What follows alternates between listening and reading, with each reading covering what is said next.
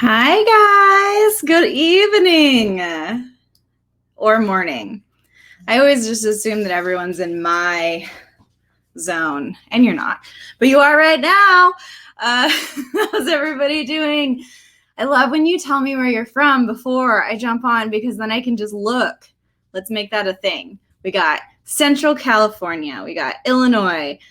Those are the only two that have told me so far. Where are you guys coming in from? Oh, Dana, thank you. Dana's complimenting my hair, and I have to tell you that I just got done with a workout, and I was like, I should shower. I had 15 minutes. I'm like, I should shower, but this is what's happening. So this is post-workout hair. Thank you for complimenting it.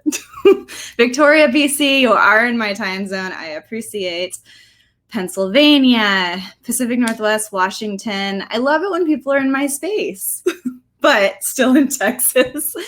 I know a lot of people, I've met a lot of people in this community from Texas. Texas is very large as far as land mass.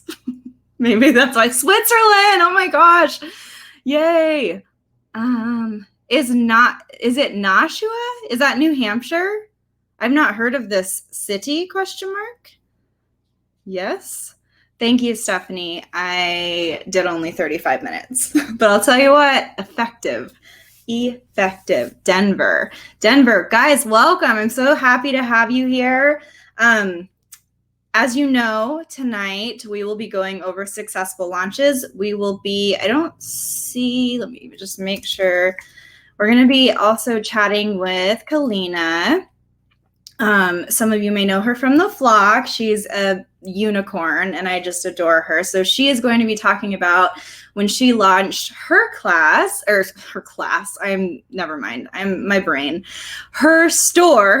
She wanted to launch a shop. So we're going to be talking to her, but we're also going to be talking strategy, right? Philippines. I want to go to the Philippines so bad. I visited Thailand, Cambodia, and Malaysia, but didn't make it to the Philippines yet, and it's on my desire list. I described you to Tori today as a unicorn. Also good, because I'm pretty sure I told Tori she's a unicorn today. I did. That's funny. I responded to one of her emails she CC'd me on and just wrote, "You're a unicorn." Okay. You guys, I am sort of done stalling. I just wanted to let people kind of trickle in here. Hey guys, hey from California.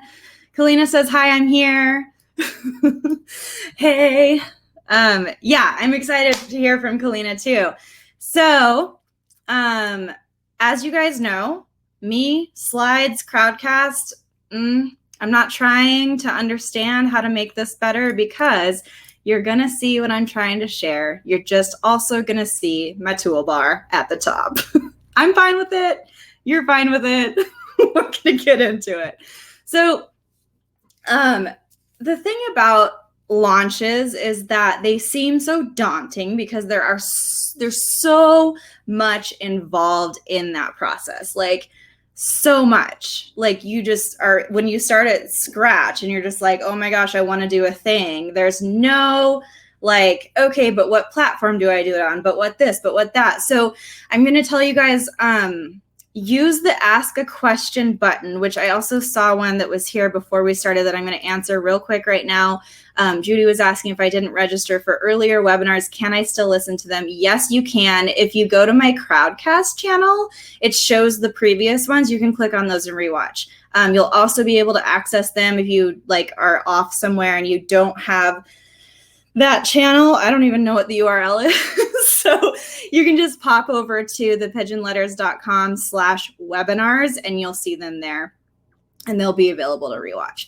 Okay, that being said, there is that ask a question button. I will get to all of the questions, because there probably will be a lot, and I'm all about it, because this path is not linear. And so I want to be able to help as much as I can in that sense. On that note, I value your guys' time oh so very much. I appreciate that you are here spending some of your evening / morning / afternoon / wherever you are with me. So what to expect out of this webinar? I'm trying to crunch everything into an hour. You know that's unlike me, but I've been doing good so far. If you've caught the last 3 webinars, we're going to talk about getting fully prepared. We're going to talk about marketing. We're going to talk about proof of concept. That's where I'm going to bring Kalina in with me, and action items. I know Dan is saying that's me, not linear, and it is me as well. I feel that in a major way. Okay, so the first slide that we're going to look at is intense. Okay, so I'm going to walk you through it. Don't look at this screen like it's crazy. I put them all here for a reason. But basically, what I want to talk to you about is, what is it that your offer is? So that's a big part of things when it comes to actual reach. Now, just because there might not be I'm just going to preface by saying that just because there might not be like a solid demand for something doesn't mean it's not going to sell, especially if you are an artist who creates unique pieces. And we're going to talk about that. But on the flip side, how big is the potential market for your offer? Not all of us are fine artists. Some of us do a lot of different things. Some of us are just creative entrepreneurs. Maybe we blog, maybe we have like a coaching business or whatever we have. How big is the potential market for your offer? What is the market demand? So have you researched the market? That's the first thing that you want to do to see if there is some sort of demand. So it includes looking at online forums in your niche or in that, general space. Community threads, same idea. You might be part of like a Facebook group times 9 where there's like, people asking questions around that topic, and then you'll see what it is and people's pain points of what they're missing, or where to find X. I just saw somebody the other day who said, who are some Instagram accounts that do this, this, and this? I want to fill my feed with this. So that is just a simple example of like, hey, they might be interested in like coastal art. You just never know. Like, look and see what the market looks like. The other way to research is to get direct interest from your audience. So first of all, we'll talk about limited audience. That's part of limited resources. We're going to talk about it. But secondly, whoever your audience is, it doesn't matter if it's 16 people on your email list or 200 followers on Instagram or way, way, way above that. Everybody that is a part of your community in your Instagram and your email list and your Facebook groups, in person, all of that stuff, those people are your people. And I promise you that when you speak to them directly, that is what matters the most. It's not trying to get more eyes on what you're doing. It's trying to reach the people who do invest in you. From there, you're going to be able, word of mouth is huge. People start to really lose a lot. Lucy's under my desk and she was stepping on my mic cord, and I just saw my mic scooting away. I was like, no, wait. Basically though, people in your space will then sing your praises for you. So that's a huge part of marketing. As you start to research, you're going to notice like if it's a niche that is too large or too small. Is it too specifically focused, or can it be used in like multiple ways? So let's see, as an example, I thought I wrote an example down, but let's just say you have an offer that is, it could be a product too, but let's say it's a Ninja Turtle design. Okay, you can't do Ninja Turtles because it's copyright. Let's say it's a alternative turtle design that you are creating for kids' backpacks. So like that's your niche. That's too specifically focused. Maybe a bad example, that's fine. But you're getting my point. It's like a specific design for a specific thing, whereas it's too focused. But if it can be used in multiple ways, let's say your alternative turtle design is surface pattern design. It can be applied to, apparel, bedding, wall art, wallpaper, like you name it, all of these different ways. That would be a better way to go. So it's not to say that it's not to say that your niche is too large in the sense of like, oh, there's all of these surface pattern designers. Well, what do you have to offer? What's different about what you're doing? Maybe you love doing like scientific illustrations, or maybe everybody loves flowers. Everybody loves flowers. Everybody draws and paints flowers. Everyone creates flowers, but nobody creates flowers the way that you do. Okay, so that's where you do have a leg up. So yeah, floral design, floral illustration, you name it, is a saturated market. But is it oversaturated? No, it will never be oversaturated, because that's what people want, and no one's going to create them like you are. So have you researched that offer? You don't want to risk an oversaturated market, of course. But if you're an artist, there's a fine line. We're going to talk about it. Just hang on, relax. But you want to research how much of what your offer is already out there, and then find a way to make yours stand out. That's the biggest part, is to ask yourself, like, why would somebody want this? What value is it going to add to their life? How can somebody practically use this, or see it, or want it in their life? And what is the lifetime of your offer? Will it stand the test of time? So if it's artwork, yeah, that's like a no-brainer. But for example, when I launched my paintbrushes, that was a tricky one for me, because it was like, okay, well, what's the lifetime for these? Well, if somebody takes care of paintbrushes, it's going to last a really long time, which is great.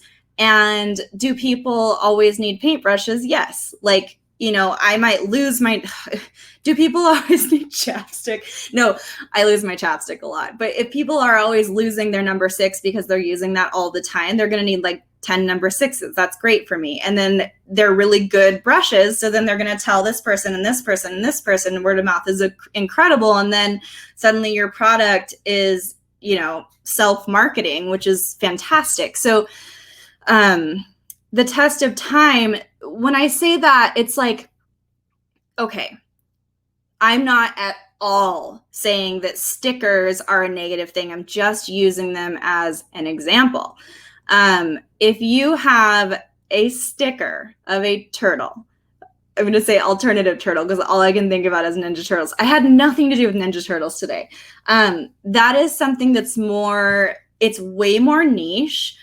First of all, somebody is probably really into stickers. Personally, I buy stickers everywhere that I travel, because I include them in my travel journal that I got from Angie Bobo Design Co. I have to plug her because I just love her. But I love stickers in that realm. So they're not a bad thing at all, but it's just, what's the demand for those? It's more of a novelty. You know what I'm saying? So, but so is artwork sometimes. It's just a matter of thinking about that. So if you're an artist, you want to primarily sell art. If you want to start including other products in there, think about what those products are, and give them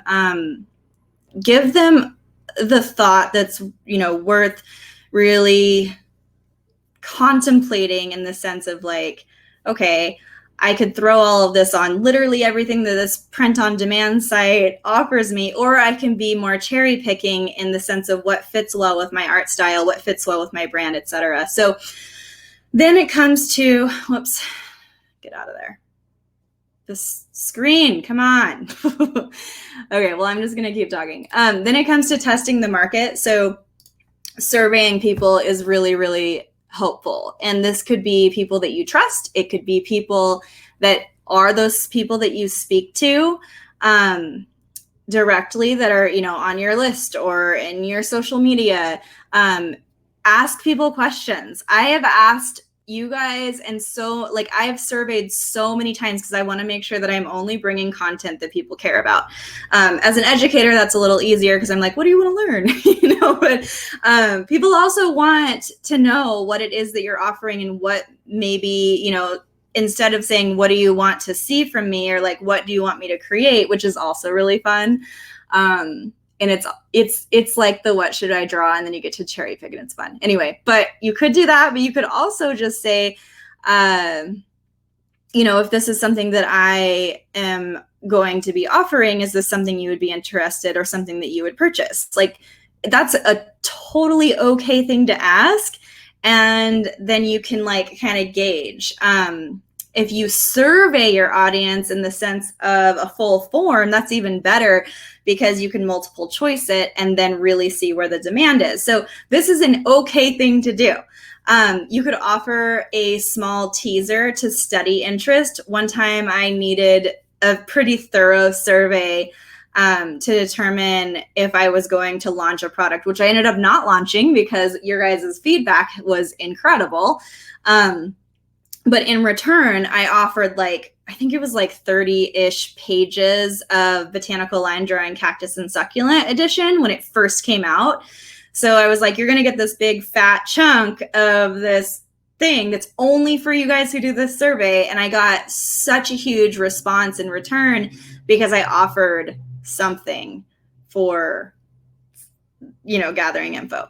Asking for feedback is fantastic. So, that being said, we're going to move on to some piggyback things around this, but that is basically the brainstorming of how big is the potential market, what's the demand.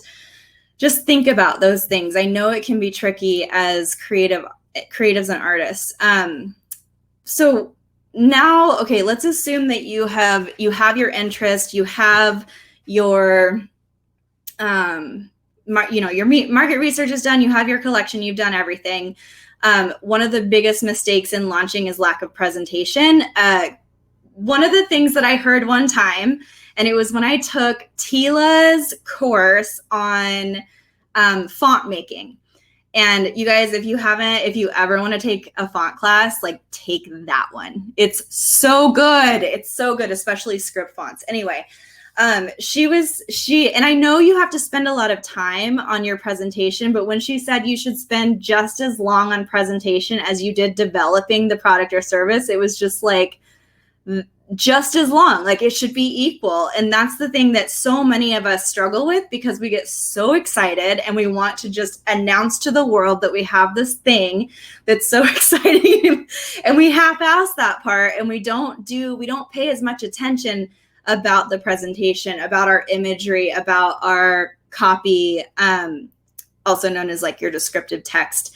We don't spend as long on that part, and it's actually doing what we offer a disservice, and it's devaluing it because we're not showing it off in all of its glory. Because you guys know, if you are artists, let's say you paint something absolutely delicious, and it's one of your favorite pieces. You've poured your heart into it. You decided to do a run of prints on it. It's limited edition. You're offering it, and you announce it on Instagram story, and then you have a product page for it, and that's about it. And it's just basically that static image.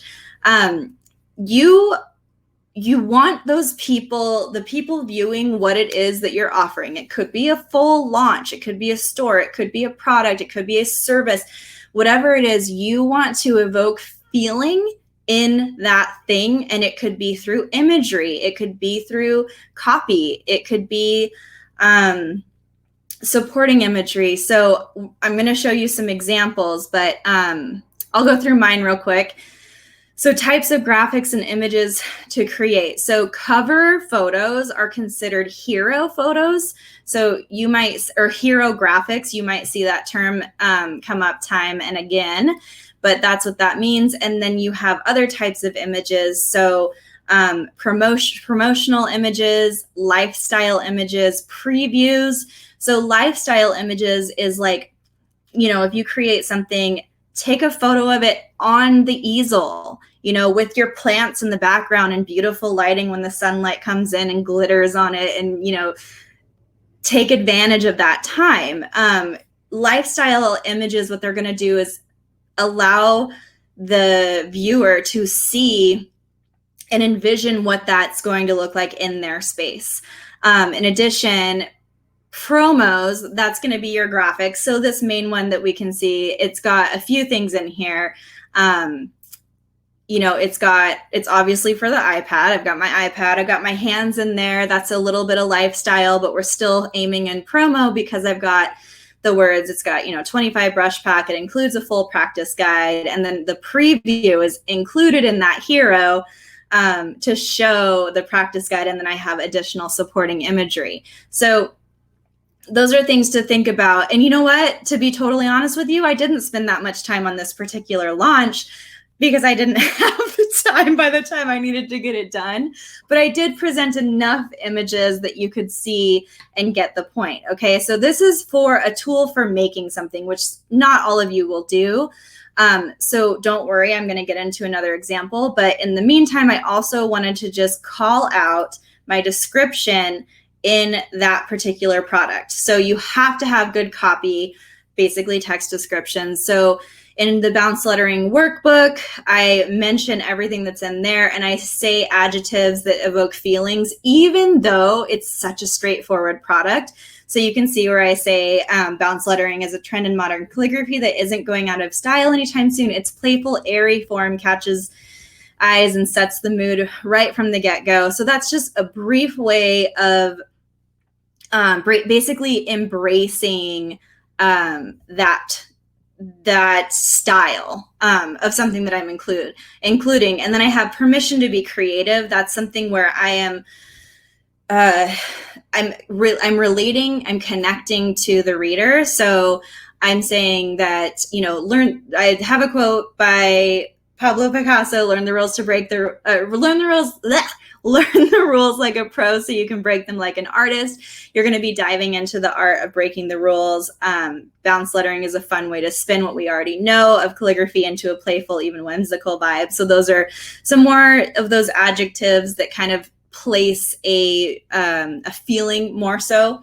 And then setting specific expectations, that's really important. So while this is a tool to make something, this could also be something that is art related. I have each letter is displayed on its own page, blah, blah, blah. It's telling them exactly what to expect from this. So if you're offering a service, it's important to say something like, let's say it's a massage. You're going to get 50 minutes of a massage. So it's like, you'll join, we'll get water, blah, blah, blah. We'll have a 50-minute relaxing do with hot stones and all the jazz, and then wrap up and blah. So that way they know their 60-minute, hour-long massage is a 50-minute massage. Just stuff like that. That's really, really important to be very specific with expectations, which I spelled wrong. You guys, expectations. Oh, it drives me crazy.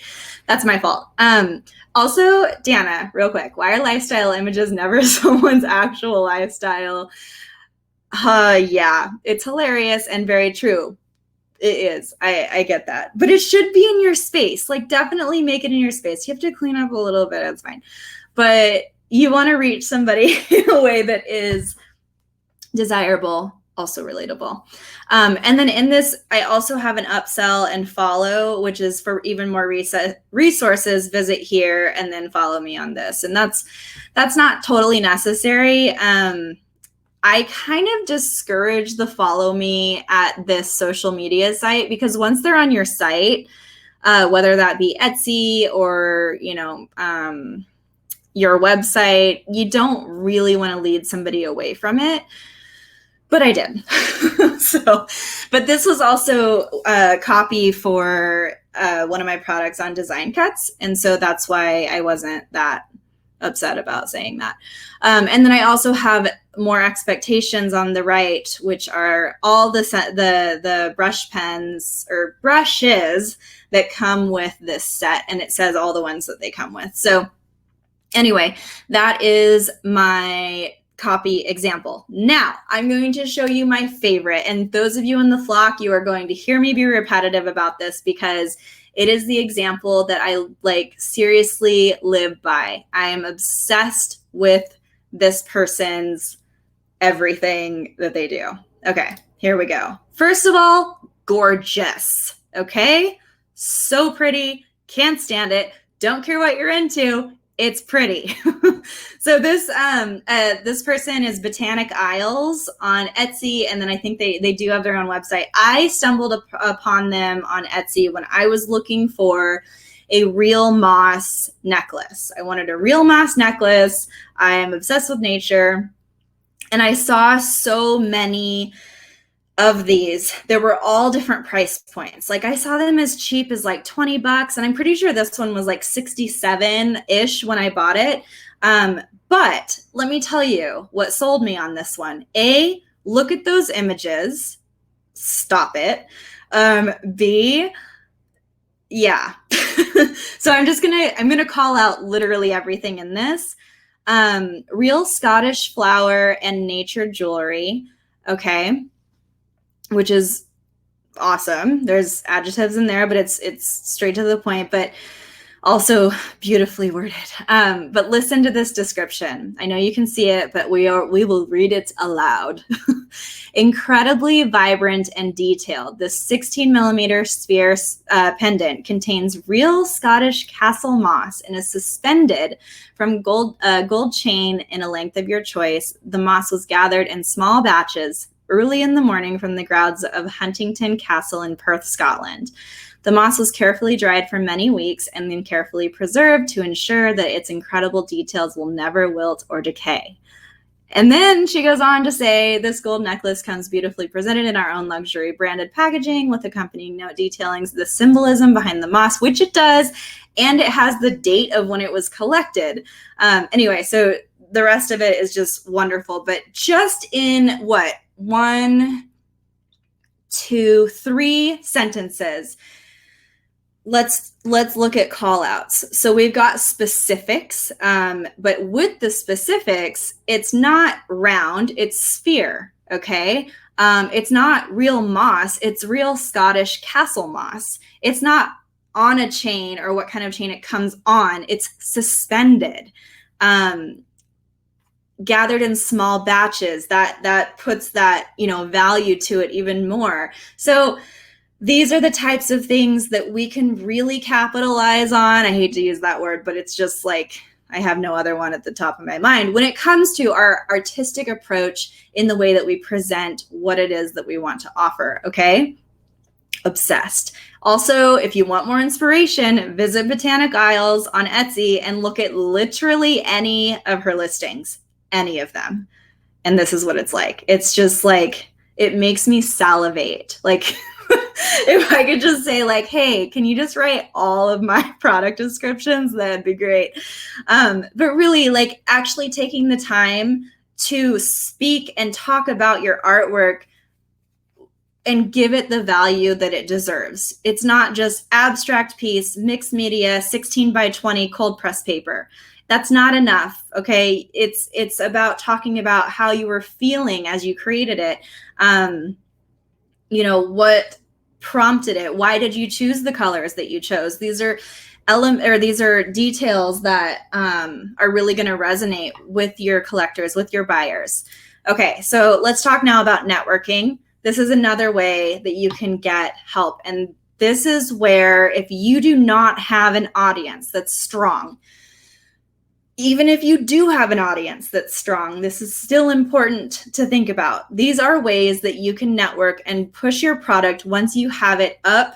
Gosh, I'm trying to cover so much stuff in such a small amount of time. I wanted to talk okay. Ask your questions. I'm happy to answer them. Here are ways that you can do that. You can talk to, bloggers, anyone in that space. Not people who do exactly what you do. That's competition. So you want to find people that are extended arm's length just enough to where what you offer would be relevant to their audience, but also not directly competing. So guest blog posts are great. It could be as simple as, writing on a topic that is applicable to that person or category of industry of where they are at, while plugging some stuff in there. So you could talk about, the beauty of sprucing up your space with, collecting fine art or something along those lines, and have, people love lists. So if you're like 5 ways to blah, blah, blah, and you get creative with that content. And then the images that are supported in that blog post just so happen to be your pieces that will lead back to your site. So it's little stuff like that, but that's all networking soft selling. So that means that you're not in people's faces, buy this, buy this, buy this, buy this, buy this. Nobody likes that. It feels slimy. So being able to connect with people in a very real way, in ways that you actually think and feel and all that stuff, that's going to help you, A, network, B, reach your audience, C, reach their audience, etc. Same goes for guest email spots. I can't tell you enough. You guys know, if you join me in the webinar and email list, you know this. If you're in the flock, you know this. If you watch my email class, you know this. I think email is the most important thing in the world. I don't know if you guys see the results for the polls, but I did a poll here, and how did you hear about this webinar? And it's like everybody's basically, oh, I got an email about it. And you know how many times I sent an email about it? Twice. That was it. And you know how many times I've posted on Instagram about it? Like 25. So email matters a lot. So if you could do a guest email spot, again, someone that's not competitive directly with what you do, but where what you'll do, what you offer complements what they already offer, lifestyle bloggers, things like that, home decorators, those types of people, that is great for them, because then you can offer their audience substantial content, but also have your soft sell in there, and bring awareness to who you are. And that's awesome. So it does two things. It does a lot of things, but two things. It provides the person who you're reaching out to content so they don't have to think about it, which is awesome. It's awesome.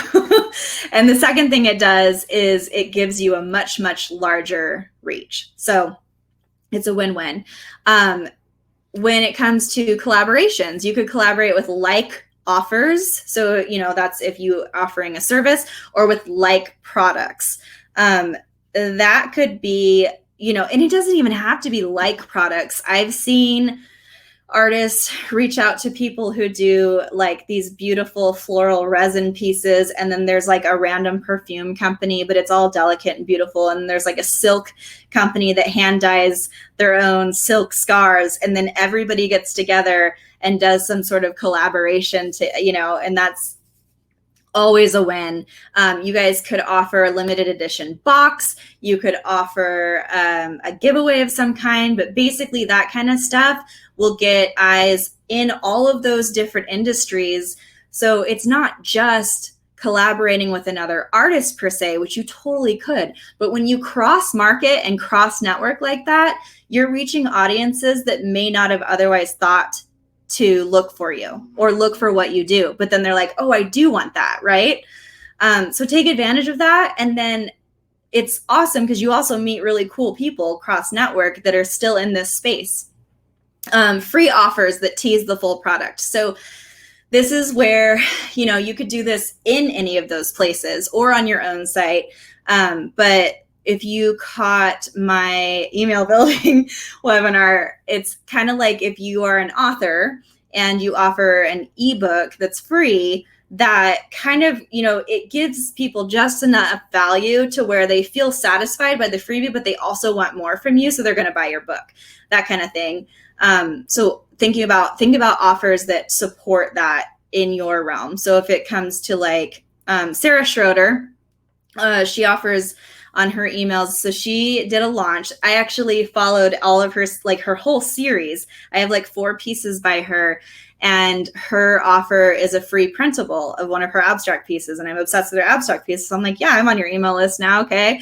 And then I was able to get into her launch and like all this stuff. And now, anyway, next is affiliate partners. So I actually worked on this today randomly, but setting up affiliate partners. So it's not just collaborating with other companies, other brands.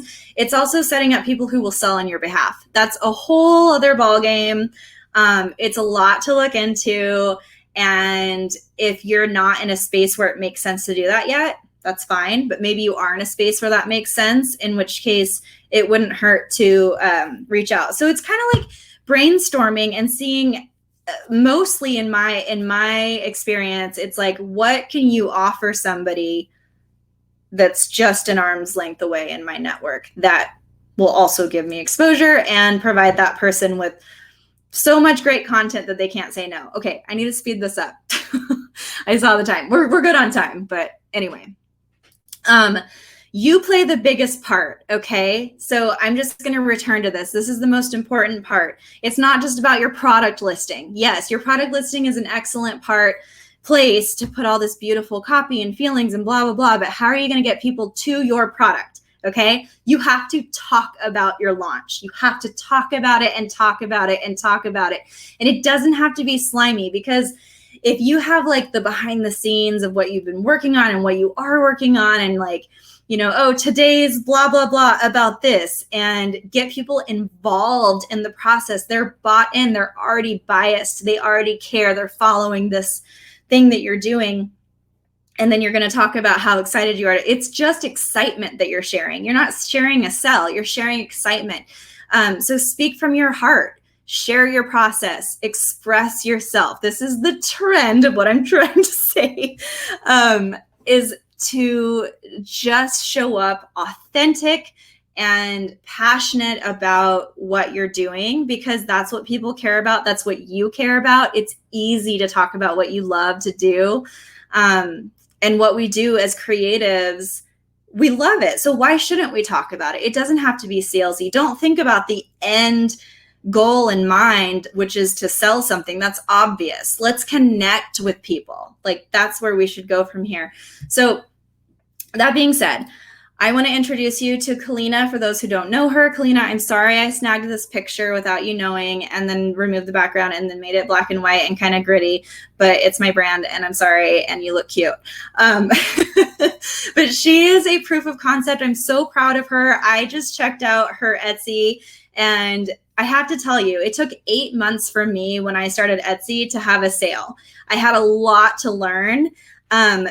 And I had a lot of resources. Kalina, on the other hand, I'm going to bring her on in just a second, but I have to sing her praises, because we talked and she did not have resources. She wanted to digitize her work. She didn't have Photoshop. She didn't have an audience. She didn't have this fancy stuff that would make it easy for her. But this girl turned it around, launched a shop, and like skyrocketed her sales. I just saw it like in a matter of a couple of months. And I was just like, okay, like obviously we talked through it, but she like put her head down and went to work. She did a ton of researching. She prepared her full collection first. She made sure everything was ready. And then she marketed to her existing supporters. I'm going to bring her on. We're going to have her talk about her story a little bit more and how she was able to get there. Because she just tried. Okay. So, okay, I'm just going to grab her here. How do I do it? Invite on screen. Yes, I want to do it. Okay, cool.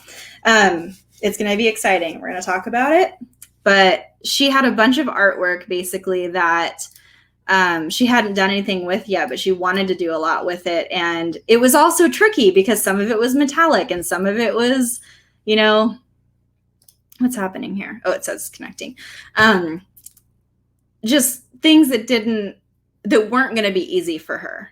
And she, I'm reading your guys's chat. I'm not sure why this isn't connecting, but there we go. Hi. Hi, Kalina. Thank you for joining. Okay. I'm still here. You'll still hear me. I'm going to turn off my video just because Crowdcast has been weird for me recently with when we're both up, and I don't want you to lag. So I would love to hear from you basically how you were able to dismiss the I don't have this though thought and just go for what you did. And if you want to share your path on how you digitized and stuff, I think that everyone would love to hear it. But basically just talk about your success, because we're so proud of you. Okay, thank you so much. I definitely owe Peggy a big hug. one day. And I'd love to just keep listening to you because I'm taking a big page full of notes still. So, so thank you. This is my first time speaking in a webinar, so pardon me for glancing down at my notes. But I was thinking, as I was thinking about my limited resources, some of the top ones that came to mind that I think are really common and relatable to everybody are art supplies and space. And I literally dusted off decade-old art supplies and found a colorful, reusable grocery bag and stored them in there and toted them back and forth into my small kitchen and used my dining table as my art desk for a long time. And then the other thing is time, which I think is a really limited resource for everybody. We all are busy in our own right, and we all fill our time with what we choose to fill our time with, right? And I've always been proactive and a list maker and a goal setter, and I've accomplished things in my life that I'm really proud of. But I was really surprised that when I dusted off those art supplies and revisited this creative side of my life that I haven't connected with in a long time, that it brought up a lot more emotion and like self-doubt and just reservations and vulnerability that I wasn't expecting. And so it was like everything I thought I knew about list making and goal setting like just totally went out the window, and I just felt frozen. And I just felt like I didn't know what to do or that I just couldn't do it, right? And so actually within the first few weeks that I was a part of the flock, through the flock, I was introduced to a woman named Bonnie Christine, and she's an artist and an educator as well. But I right away decided to adopt her positive and efficient mindset of just doing one thing a day. And you've probably heard that from many other people too, but I just resonated with me through her because of some of her other things. And it just was a good reminder that if I do one little thing every day, then I can accomplish these goals. I just have to tone it down and not overwhelm myself. And so once I was able to hone into how to make the most of those limited resources, then I was able to get creative with the other few things that I had access to. So like Peggy said, she said that I had a couple of small collections, we'll call them, but really those were just things that I was making for fun. And I didn't even think of them as collections until talking with Peggy. I kind of felt like everything that I'd been working on for a year was just practice and that nobody would ever want to look at or purchase any of that kind of stuff. But through the eyes of other people, it helped me see that I was already creating what can go toward a portfolio, which I don't feel like I have a portfolio yet, but like what you're already creating is part of you and is part of is a small thing in what's going to become a big thing. And so after I create, I use my phone. I have an Android. Everybody loves iPhones, but I have an Android, and my camera is just as good as an iPhone camera.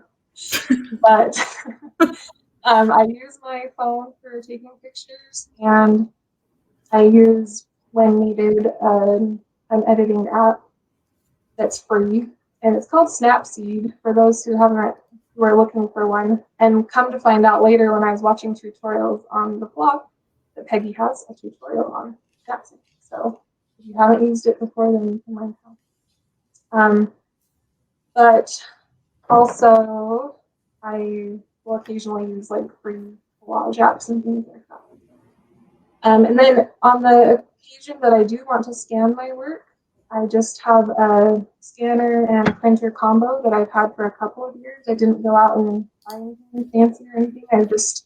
My goal was to be as resourceful as I could with what I already had. And it's worked great. It's given me the results I've needed, and it's been And then the other things that helped me get to my Etsy shop were looking into drop shipping companies. And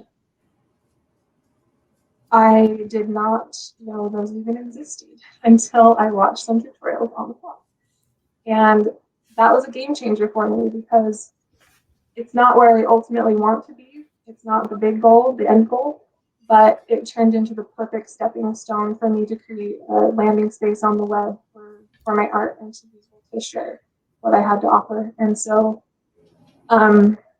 I chose 2 of the different dropshipping companies that I had read about and researched, and it's given me a lot of opportunity to see what I do and don't like, and then be able to research other companies now that I've determined what I do and don't like.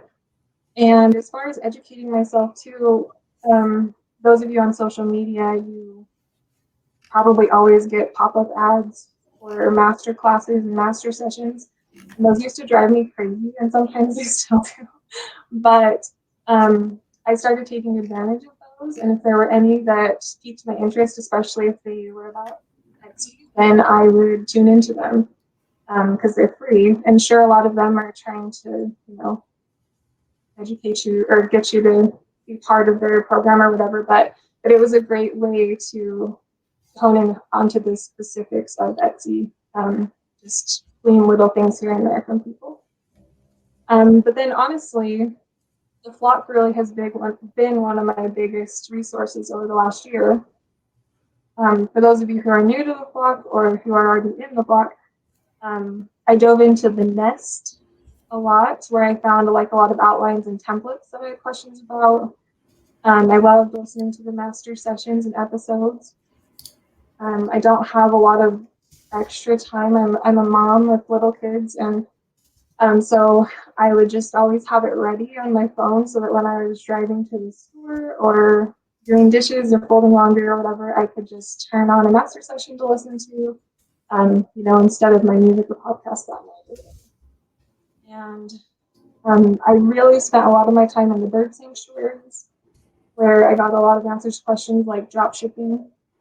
And then I was able to schedule some one-on-one sessions with Peggy, and that's really where I was able to hit the ground running. And she helped me make sense of a lot of my jumbled ideas and break it down even further into those baby steps and call to actions and just getting me with accountability and all of that. And it was actually through some of those sessions that because one of my biggest hurdles that I was still struggling with, like she mentioned, was not having Photoshop or Illustrator or any knowledge of that. And we landed the website Remove BG, and it's a website where you can make your images into PNG images, and that is still where I'm doing that right now. But I am going to learn Illustrator this year, so I'm excited about that. But I mean, and maybe I talked too long, but really that's only like 6 resources, and I was able to launch an Etsy site. So you can. No, Kalina, that's super, super helpful. How do I come back? Okay, we'll see if this works and it doesn't freeze. Hopefully it won't.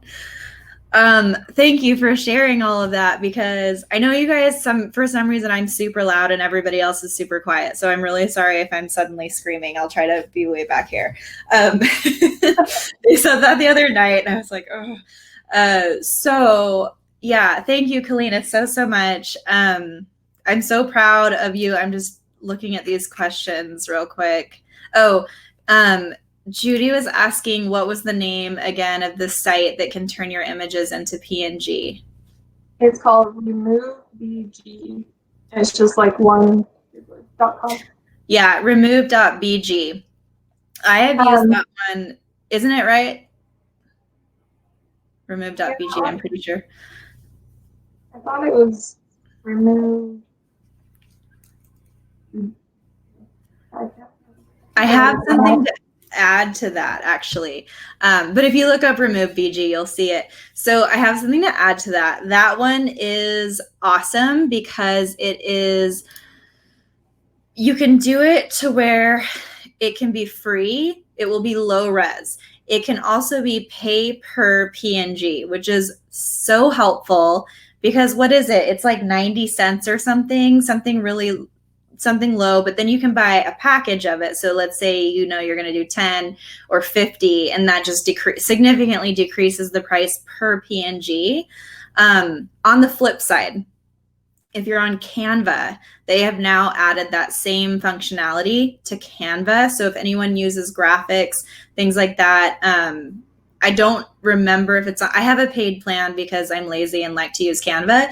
So I don't know if it's the paid version or not, but just know if you have a paid version, you definitely have access to that too. And it does the same thing in a beautiful way, but it does a really good job at knocking out a background. Both of those do.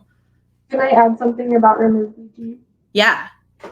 So I did end up paying for the higher resolution because that's what makes it look better. Right. But it is really affordable. Like I think I spend $9 for 25 pages or more than that. And so I will say though that it's not always perfect. You'll click and it will do an automated background removal, but they do have the option to edit it yourself, which is really, really cool because you can go in and zoom in really close and erase or add whatever add stuff back in. Yeah. So that was something I remember talking to Kalina about, which was like the number one concern because she had all of this like lettering with some ombre, with some sparkle, with some like, okay, how are we going to isolate this, and she figured it out and she's got it. Also, yay that you're learning Illustrator this year. That's exciting. Yes, I'm so excited. Okay, I'm going to stop this question.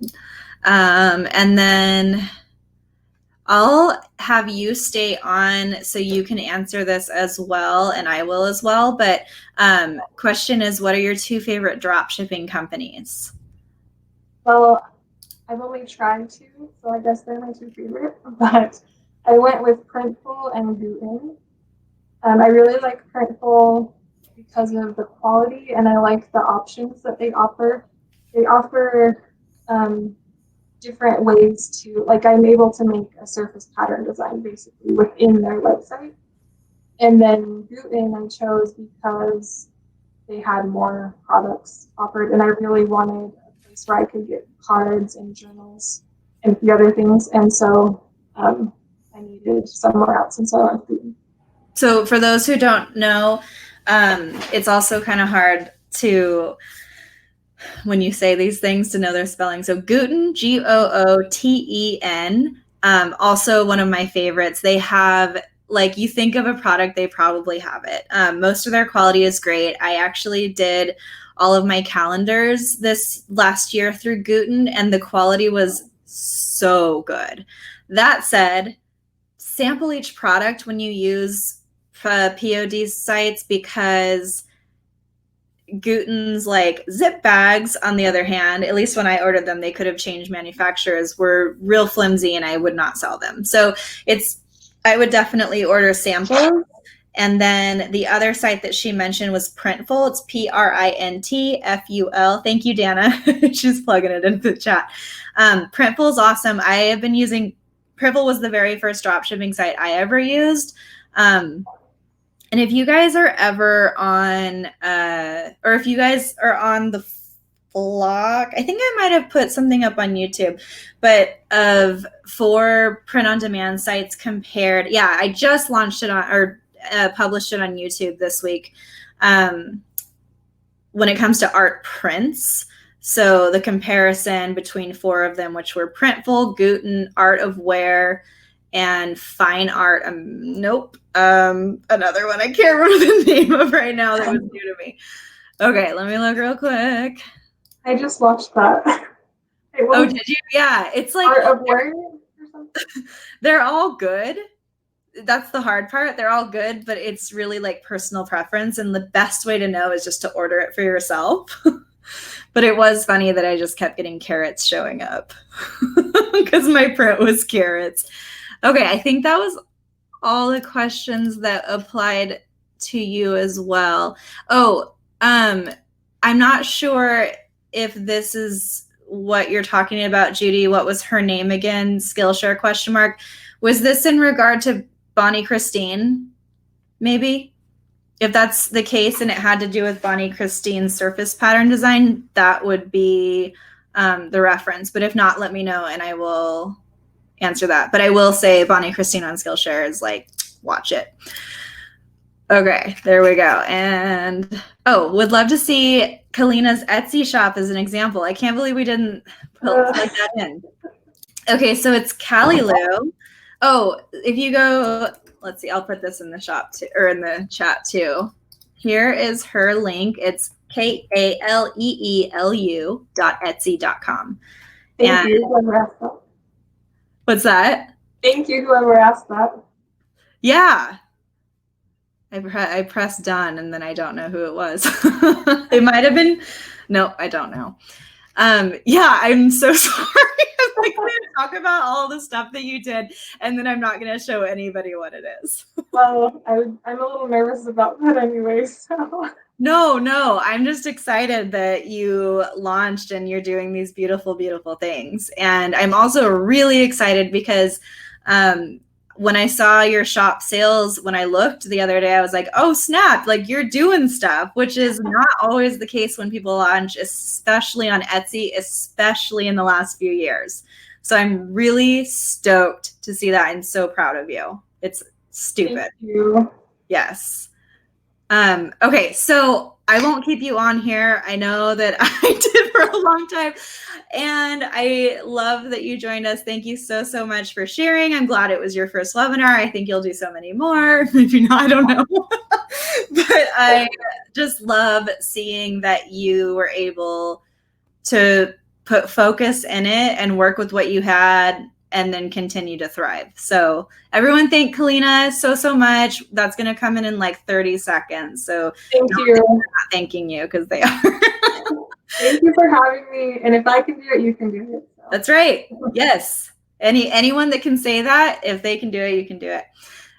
Okay, you're amazing. I'm going to close your video. Thank you, Kalina. All right, so now I want to just really quickly, where am I? Right here.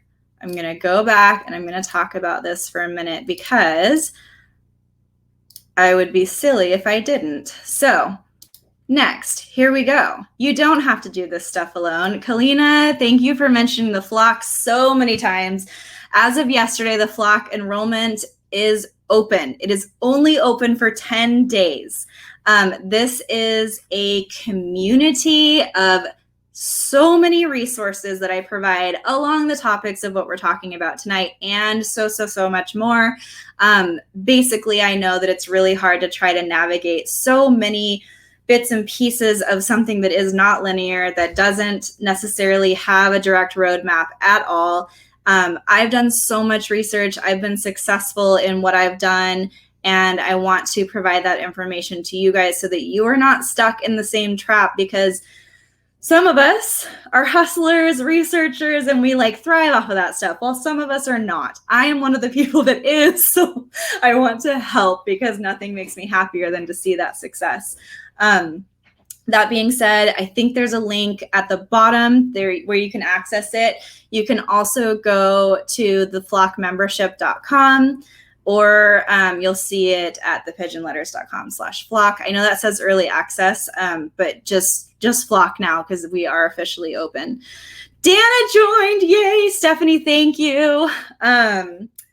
Yes, it's a beautiful, beautiful space. Plus it has its own community of so many of us that is separate from Facebook, separate from all the noise of social media, just a space that we can live. There are monthly challenges. There's just so much good content in there. In 1 year, I have launched over 200 individual lessons and pieces of content, which I just saw the other day and I could not believe. Judy said, I tried to join, but the 3 questions did not appear. What 3 questions? I'm not sure what that means. 3 questions. Tell me what it means. Okay, so that being said, the flock is incredible. Please come over and join us. And lastly, we are going into Q&A. I'm just going to take a deep breath so that Q&A can be on the board for a second since I did such a beautiful slide. I'm just kidding. I'll close it now. It said to answer 3 questions for consideration. On the flock? I'm very confused by this. I'm going to plug in that same thing and see what you're seeing. Yeah, that doesn't make sense. I have no idea. Let me just plug the link into the chat so that you can see that. And that'll take you directly to the flock page. I have no idea what that is. 3 questions for consideration. Oh, wrong group. No problem. Yeah, that's the thing though about the flock is that it is there are no restrictions. It is very diverse. Everybody is accepted. There is no consideration whatsoever, unless you're a meanie, in which case you'll be kicked out. Okay, good. Wrong group. Cool. I was like, what did I do? It's, technology. Okay, I'm going to speed this up. I know I value your guys' time. So let's talk about your questions here. Stephanie, how do you know if your description is too long or too wordy? What if there is a huge story to pack into just one painting? Do you still tell the story despite its length? This is a great question. Yeah, it's true. No vetting, only vetting people is rude. I just real quick before I answer Stephanie's question, I recently it was very strange. I recently got invited to it wasn't like a mastermind group because there was a ton of people in it. But it was kind of like along those lines. And I was invited to it by somebody. And I was like, okay. And I asked a couple of people if they liked it. And it was just kind of like, yeah, okay-ish. And so I submitted the application. They're like, sorry, we're not going to let you join. And I'm like, I have so much value to give you guys. You don't even know. And I was like, wow, that feels really gross. And I sat on it for like a month before I even said anything to Laura. And I was like, so I was rejected from this thing and I just can't shake it. But like, that's not, no, we're not going to do that. We're not going to do that over here. Anyway, okay, Stephanie, I'm answering your question. That's a great question. And here was it a bro marketing group? No. When you have a long story, I think it's beautiful to include it. But what I would do is have the actual description of what your artwork is, or like a summary, like a 3-sentence summary of the story in the main part, and then put in a divider and then do the rest of the story below it. And that way you have that separation. If somebody wants to dive in way, way deeper, they can. But otherwise everything's just up front. So another example of this is if you have a product, let's say I wanted to say so much about my brushes, which I totally should and just haven't yet out of all these years. But bullet points are awesome. So if you can bullet point things, then it breaks up all the text, because a lot of text is a lot to read. So the more paragraphs, the more line breaks, the better. I guess not paragraphs. You don't want a ton of paragraphs, but line breaks are really good because it will separate and isolate key elements. Bullet points are great. If there is a long story and it's behind artwork and there's not a lot to bullet point, a quick summary, and then, here, if you want to read further into my journey, read below, or, my journey through this piece, read below, and then just do a whole thing below that. And that way it's super separated.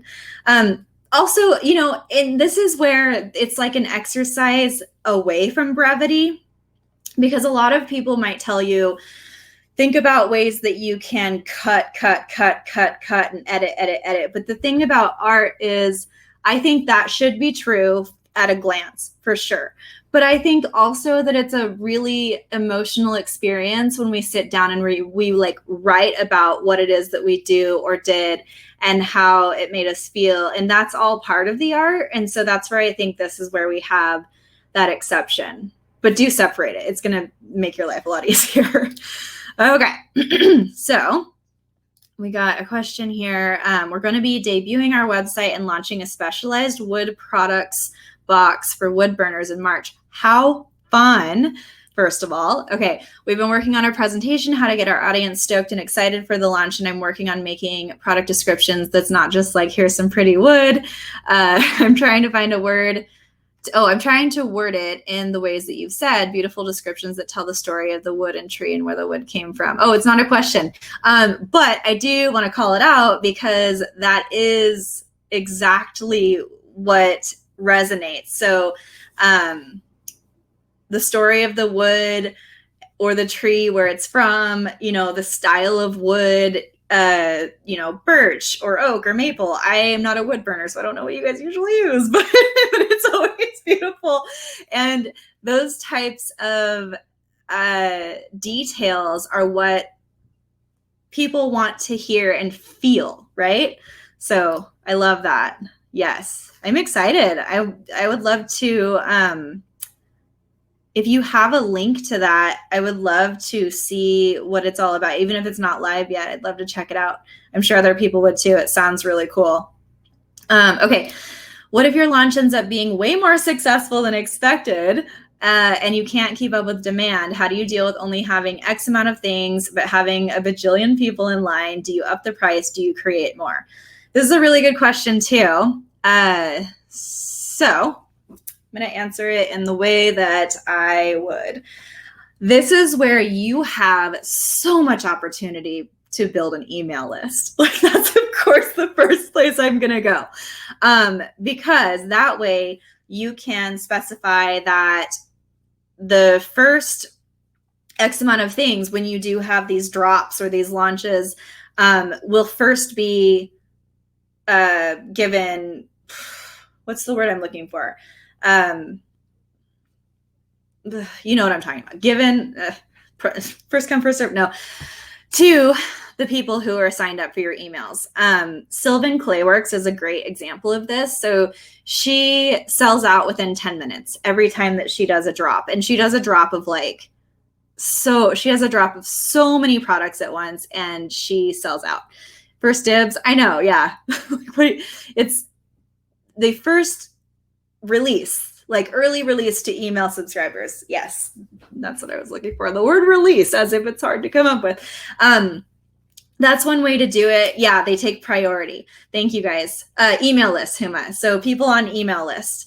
So that is a really good way to get people on your email list, and that way it will go to those people. So it's basically like rewarding loyalty to your brand, which is a huge, perfect idea in how to build that, so that when you have future launches or future products or future collaborations or whatever it is, you will reach them directly. You have a direct link into their phone or their computer or whatever, and they're not scrolling, social media to then see your deal.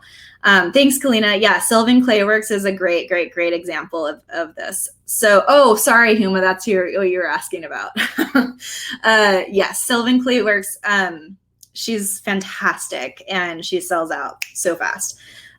So that's one thing. The second answer to this question is, do you up the price? And that depends on the value. If upping the price doesn't make sense because the value isn't there, you don't want to, an experience could be one thing, but okay, here's an example. Dude from Tom's, I think it was on Shark Tank, and I was watching an episode, and he launched this other company, and basically it's like a box that he sends out. It's like a mindfulness thing, and I was all about it, and I don't remember what the price was, but you basically get a water bottle, a bracelet, and then a quick guide, and then basically a reminder to drink 8 liter, whatever it is. And it's like $70-ish or something. And it's just like, where did you see that would be okay? It just, that kind of thing was more of I see you're selling an idea. You're selling an idea here and it's a practice and I get that, but there's other ways of accountability without totally, ripping into someone's bank account, in my opinion. But if the value is there and what you're providing is, a luxury product or something that is or could be considered a luxury product, I think that upping the price would be a great idea. And if this is in regard to the launch that you're about to do, if you haven't launched it yet, now is like the time to up the price, because it's so much easier to lower a price later than it is to increase a price. Increasing incrementally, like small, over the years is a lot easier, but and natural, like you have to, because supply and demand is going to get more and more expensive and whatnot. But that's a thing. So yes, up the price. And especially if you're an artist, like, yes, up your price. I mean, if the demand is there, up the price, because you can cut your work in half and still make the same amount, or you're just going to, increase your earnings. And that's always a good thing, but you don't want to work yourself too thin. Yeah. So let's see. Or do you create more? More is always great. If you know that you're going to sell it, sure. If it's not going to like make it so you're working 8 days a week, sure. I know that there's a lot of yeses there, but I hope that that helps. Ask me a follow-up question if you want to about that. Okay. What do you mean? What exactly do you mean will the offer stand the test of time? So in your case, Renee, you're talking about wood burning kits. I think that this is an awesome idea. Awesome idea. And it's always going to be in demand because this is a hobby that you're constantly feeding. Whereas fidget spinners was really, they were really popular for 6 months. And then think about those people who went all in on fidget spinners and invested all of their money in a fidget spinner business. And then now do you see people constantly getting fidget spinners? No, there's just an example. Okay. And then how do you do a special launch for your email subscribers? I want to have a launch on my website ready to go and let my email people buy first. Do you have a secret page that's hidden from public eyes? How do I do this? So it's a really good question. What I did, I launched the flock early as of the day before yesterday. And all that I did was that everybody does this differently.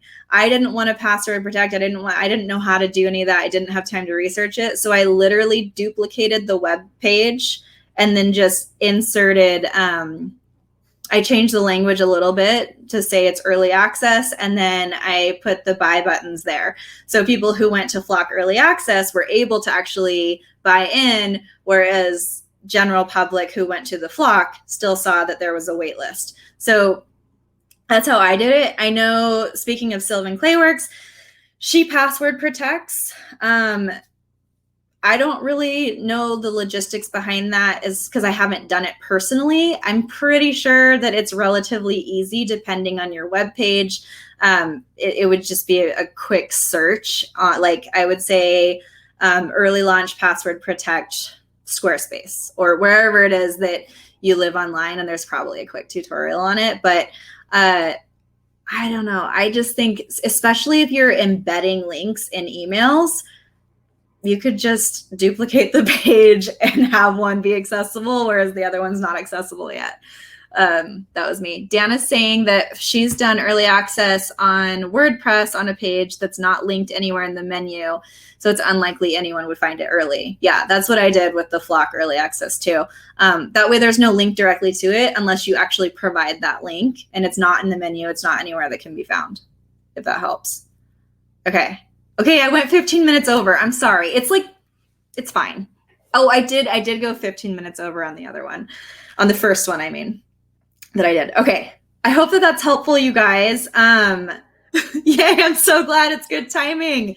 Yeah, Renee, that sounds really cool, that project that you're doing. So please if you're are you part of the flock? If you are, drop that into the community, your link, because when it's ready, because I think that we'll all want to see it. If you're not part of the flock, you should be. That's all I'm going to say. Oh, thank you guys so much. We have one more of these webinars, and it's going to be with Rachel Strauss on Friday, and we're not going to be going over a slide situation. We're actually just going to be doing some candid talking and Q&A all about this sort of stuff.